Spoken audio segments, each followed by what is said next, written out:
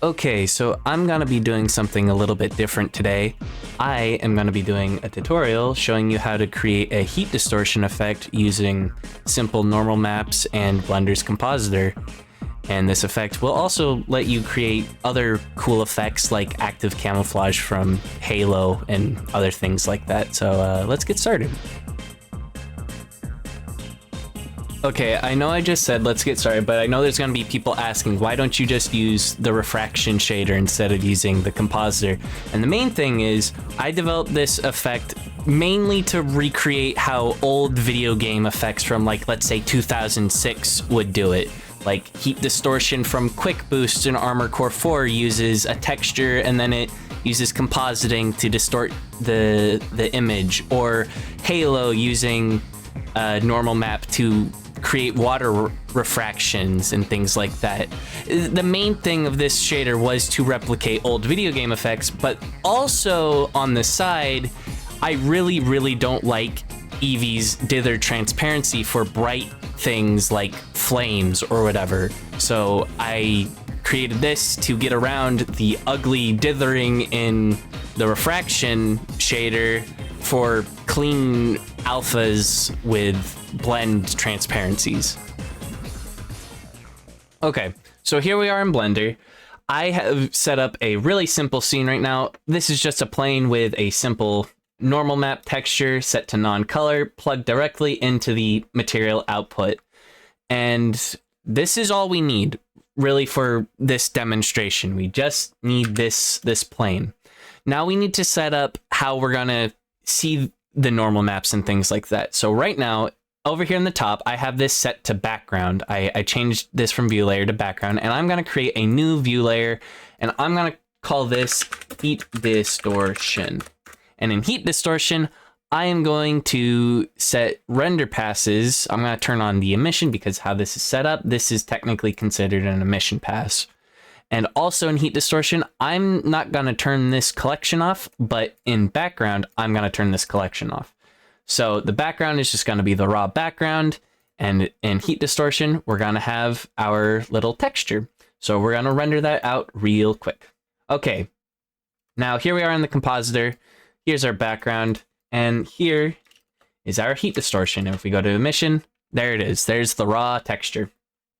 Now we need this heat distortion texture to affect this background, and the easiest way to do that is get a displace node, plug this in, and plug the emission into the vector, and then we can scale this along the X or Y, and you can see it all moves to the right. If I go the opposite way, it moves to the left. Move it up, move it down. You know how this works. Now, for some people, this is all you need. This is all you need. But this is technically not correct. With how normal maps work, we want this to be moving the image both left and right. But how we have this set up, it can't do that yet. And if we were to just plug in the emission into the X, well, it's just gonna move it right, and it's not gonna go left. So we need to set it up in a way where it can go left and right. And the easiest way to do that is to I can spell separate XYZ, plug our emission, and then let's get the X. So with how normal maps work, black on the normal map faces, let's say, left, and white on the normal map faces right, and gray faces directly up. With how our displace works, we can only go left and right. So black on our normal map just means 0, and white means right. We don't want that. We want black to be left, and we want white to be right, and gray to be directly up. So we need to convert our image from a 0 to 1 black and white image to a -1 to 1 image.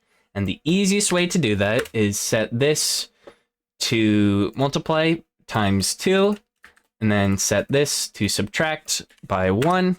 And we can see here, we now have a -1 to 1 image. These really dark areas are -1, these really bright areas are +1, and somewhere in between is 0, so they're not being distorted.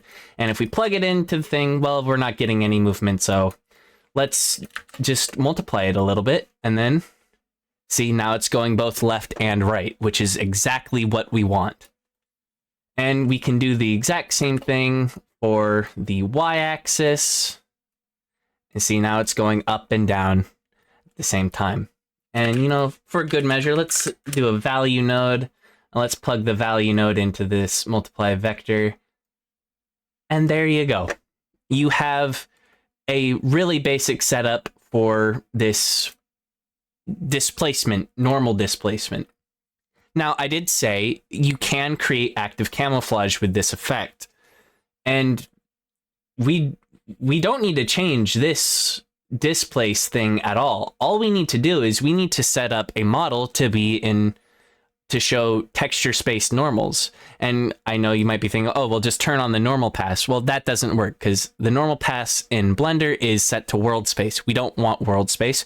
So we're going to have to create a texture space normal for models. And I'll show that real quick. Okay, I am going to set up a quick and easy little Susan. I'm going to set this to shade smooth. And I'm gonna delete this and get a geometry node, and we can set the normal. And here we have the normals. This is world space normals, which we don't want. This is the exact same thing as if we just turned on the normal pass for our render layers. So we are gonna need to convert this into a texture space, and we can do that with a vector transform. Set this from object to camera, and you can see right now it's already following our camera. But this doesn't look like a normal map. You know what normal maps look like. This doesn't look like one. So what we're really gonna do real quick is we're gonna take a math node. We're gonna multiply it by just 0.5. Oh, I forgot to do a separate XYZ. Multiply it by 0.5, and then we're gonna do an add by that.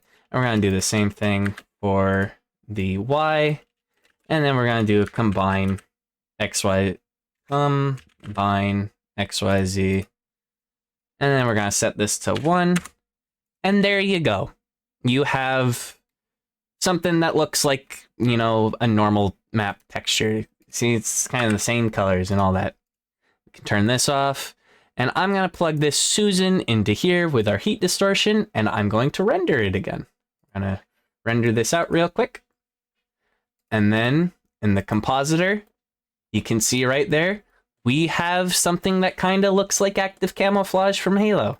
And that's pretty much it. We don't need to change this at all. This can work for anything. You want to create optical camouflage from Phantom Crash, this is all you need. You want to create like a frosted lens effect, this is all you need. All you need is something that uses texture space normal maps and be able to plug it into this, and this is all you need to create this kind of effect.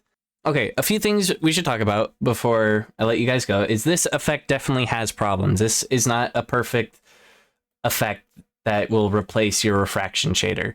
One of the first problems is it's not real time. If I were to set this compositor to always, I can't see this effect actively distort, you know, my HDRI in the background. The other problem is if I have a character like this who is in front of my distortion, like this, and we were to render it out, you know, it looks fine, but if we start bringing the strength up, something like 200, we will start seeing that the character who is supposed to be in front of this heat distortion is showing up in the heat distortion that's behind them. This does not make any physical sense.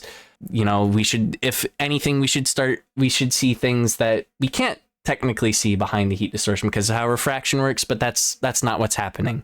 This is a screen space reflect that effect that's using the, you know, final render to distort.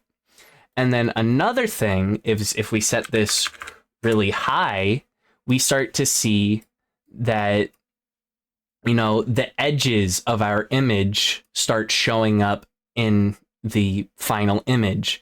This area would be like transparent, and then this transparency is now in our final image, and if we were to put this in like a video editor, we would see these black splotches, and that just doesn't look good. So that's something you need to consider with this effect. One, you're getting, you know, character bleeding into the distortion, even though that doesn't make any physical sense, and if the distortion is too close to the edge of your frame, the outside of the image will bleed into the image and you'll see that.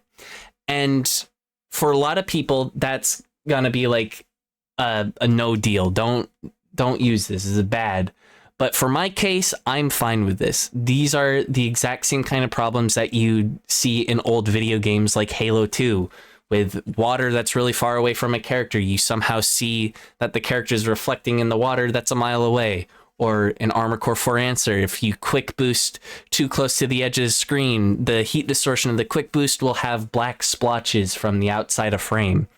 These are all the same problems with this effect that was used in old video games of yesteryear. So for my personal use cases, where I'm trying to recreate this old effect, I don't really care that much. But I know for some people, this is going to be like a deal breaker. Why would I use this when I can just use a refraction shader that doesn't have any of this crap of, artifacts from the outside showing up or my character who's in front being distorted?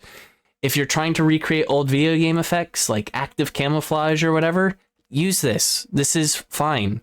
If you're trying to create that photorealistic geyser scene with hot heat vents, just use a refraction shader in cycles. Don't use this. Okay, with all that said and done, I'm going to be calling this tutorial here. In the description, I'm going to leave you guys a demo file with fire and some particle heat distortion stuff alongside a Susan set up for active camouflage for you guys to play around with. But that's going to be it. I had a lot of fun making this. I don't know if I'm going to be doing another tutorial like this again in the future, so bye-bye, I guess.